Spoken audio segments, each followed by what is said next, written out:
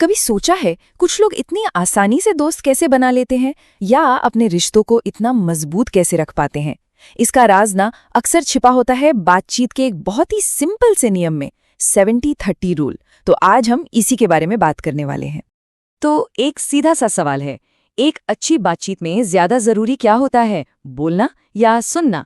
जो भी लगता हो इसका असली जवाब शायद थोड़ा चौंका दे। और जवाब है 70-30 नियम।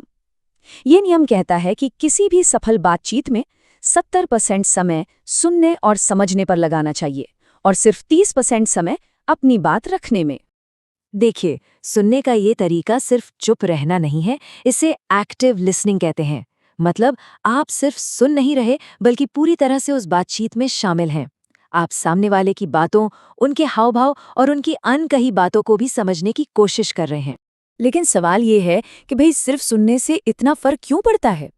असल में जब कोई हमें पूरी तवज्जो देकर सुनता है ना, तो इसका हमारे दिमाग पर बहुत ही गहरा असर होता है। जरा सोच कर देखिए, जब कोई आपकी बात को सच में सुनता है, बिना टोके, बिना जज किए, तो कैसा लगता है? ऐसा महसूस होता है ना कि हमारी इज्जत की जा रही है, हमें महत्व दिया जा रहा है। हर इंसान को यही चाहिए, पर हम अक्सर ये देना भूल जाते हैं।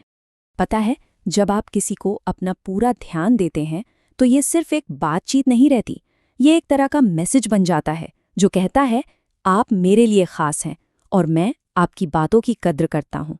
पर यहाँ एक गलत फहमी दूर करना बहुत ज़रूरी है। ये जो नियम है ना, ये सिर्फ बातचीत सुधारने का कोई नुस्खा नहीं है। इसका असली मकसद कहीं ज़्यादा बड़ा है। ये मजबूत इंसानी रिश्ते बनाने की कला है। तो ये काम कैसे करता है? बहुत आसान है। जब 70-30 नियम को अपनाया जाता है तो आप सामने वाले को सम्मान देते हैं। जब उन्हें सम्मान महसूस होता है तो भरोसा पैदा होता है और इसी भरोसे की नींव पर गहरे और मजबूत रिश्ते टिके रहते हैं। तो आज हमने क्या सीखा?